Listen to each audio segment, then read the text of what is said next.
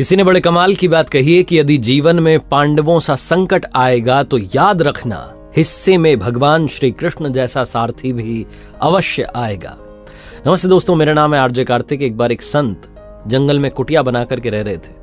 बहुत सालों से वहां तपस्या कर रहे थे, आराधना कर रहे थे, प्रभु की प्रतीक्षा कर रहे थे। भगवान श्री कृष्ण के बड़े भक्त थे, लेकिन भगवान के दर्शन नहीं मिल रहे थे। एक बार एक शिकारी उस जंगल में आया। उस शिकारी के लिए वो जो जंगल था वो नया था। उसे किसी ने बताया था कि इसमें बड़े जानवर हैं, तो पहुंच गया था शिकार की तलाश में। उसे कुटिया दिखाई दी। उसने जाकर के दरवाजा खटखटाया कि थोड़ा भोजन मिल जाएगा, पानी वानी पी लेंगे। तो अंदर से बाबा जी निकले। बाबा जी ने उससे पूछा कि भैया कौन हो? तो उसने कहा मैं शिकारी हूँ। साफ साफ बता दिया, शिकार करने आया हूँ। मुझे किसी ने बताया कि घना जंगल है, बड़े सारे जानवर हैं, मैं शिकार करने के लिए पहुंच गया। उसने बाबा जी से पूछा कि आप कौन है, क्या कर रहे हैं? तो बाबा जी ने बता दिया मैं संत हूँ, तपस्या कर रहा हूँ। फिर उसने पूछा कि मतलब क्या करते क्या है आप? उस शिकारी को ज्यादा इसके बारे में जानकारी नहीं थी, उसका काम ही यही था, बस वो तो जानवर पकड़ता था। तो बाबा जी ने कहा क्या समझाऊं इसको?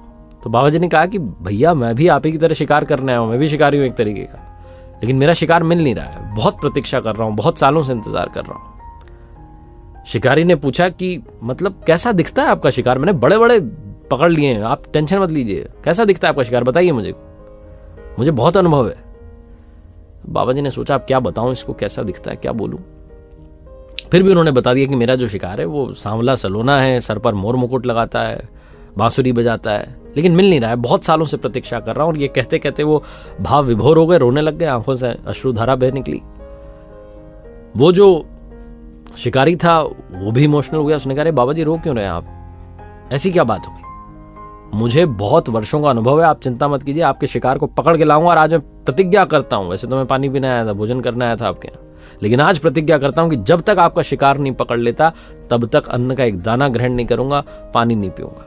आप देखना अभी बस मैं गया घने जंगल में, पकड़ के लाता हूं, आप टेंशन मत लो। ऐसा बोलकर को चल दिया। और वो जब जा रहा था तो बाबा जी सोच रहे थे कहां मिलेंगे इसे। मैंने क्या बोल दिया इसको कहां भगवान मिलेंगे? मैं इतने वर्षों से प्रतीक्षा कर रहा हूं, मुझे नहीं मिले। शिकारी गया, जाकर के उसने घने जंगल में जाल बिछा लिया बड़ा सा, पेड़ के ऊपर जाकर के बैठ गया, इंतजार करने लगा, प्रतीक्षा करने लगा कि वो शिकार आए, सर पर मोर मुकुट, बांसुरी बजाते हुए, सांवला सलोना। कोई आ ही नहीं रहा। एक दिन बीत गया, 2 दिन, 3 दिन, बैठा हुआ है भूखा प्यासा, बस यही प्रतीक्षा कि वो शिकार आ जाए, एक बार फंस जाए, बस लेकर के चलूं बाबा जी के पास। वो बहुत परेशान है। जब 4 दिन हो गए तो भगवान को लगा कि तो जाने वाला नहीं है, टस से मस नहीं होगा, बैठा हुआ है मेरे इंतजार में। तो भगवान स्वयं प्रकट हो गए, वही रूप जैसा बाबा जी ने बताया था, और खुद ही चलते चले आए, चलते चले जा रहे हैं, खुद आकर के जाल में फंस गए। और जैसे ही उसकी नींद लग गई थी, ऊपर शिकारी के पेड़ पर बैठे, उसकी नींद खुली। उसने कहा अरे शिकार तो आ गया है, फंस गया है, मिल गया। वो दौड़ते हुए फटाफट से नीचे उतरा, दौड़ते हुए बाबा जी कुटिया की तरफ चलने लगा। कंधे पर वो जाल जो था उसमें फंसे हुए थे भगवान, उनको लेकर के जाने लगा और कहने लगा बस बहुत दिनों के बाद मिले हो, जाने नहीं दूंगा तुम्हें। वो बहुत परेशान है, पता है तुम्हें। ले जाकर के उस जाल को वहां रख दिया। बाबा जी कुटिया के सामने दरवाजा खटखटाया, बोले मिल गया शिकार आपका।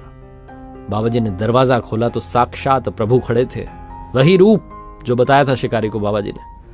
बाबा जी पैरों में पड़ के कहने लगे प्रभु भगवान, इतने वर्षों से आपकी तपस्या कर रहा हूं, आपने दर्शन नहीं दिए, इस शिकारी को आप कहां मिल गए? भगवान ने कहा इसके भाव तुम्हारे भाव से भी ज्यादा ताकतवर थे। ये संपूर्ण भाव से मेरी प्रतीक्षा कर रहा था। तुम तो जब तपस्या करते थे कुछ ना कुछ ख्याल आ जाता था तुम्हें, कुछ ना कुछ विचार आ जाता था, लेकिन इसके मन में कोई विचार ही नहीं आया। 4 दिन से मेरे रूप की प्रतीक्षा कर रहा है कि ऐसा कोई दिख जाए तो एक बार लेकर के चलूं बाबा जी के पास। इसकी भक्ति से मैं प्रसन्न हो गया, मुझे तो आना ही था। 4 दिन से बैठा हुआ था। बाबा जी ने हाथ जोड़ लिए, प्रणाम करने लगे, आंखों से अश्रु बहने लगे, कहने लगे प्रभु आपकी माया धन्य है। कहानी बहुत छोटी लेकिन सार बहुत बड़ा है। जीवन में अगर संपूर्ण भाव है, पहली बात तो स्पिरिचुअलिटी के, अगर मैं बात करूं स्पिरिचुअलिटी की, अध्यात्म की, तो अगर आपके संपूर्ण भाव हैं तो प्रभु भी आपको दर्शन देंगे। दूसरी बात अगर रियल लाइफ की करूं मैं, प्रैक्टिकल लाइफ की जो हम जी रहे हैं, तो अगर आपके संपूर्ण भाव हैं तो जो आप चाहते हैं वो आपको जरूर मिलेगा, बस आपका ध्यान नहीं भटकना चाहिए।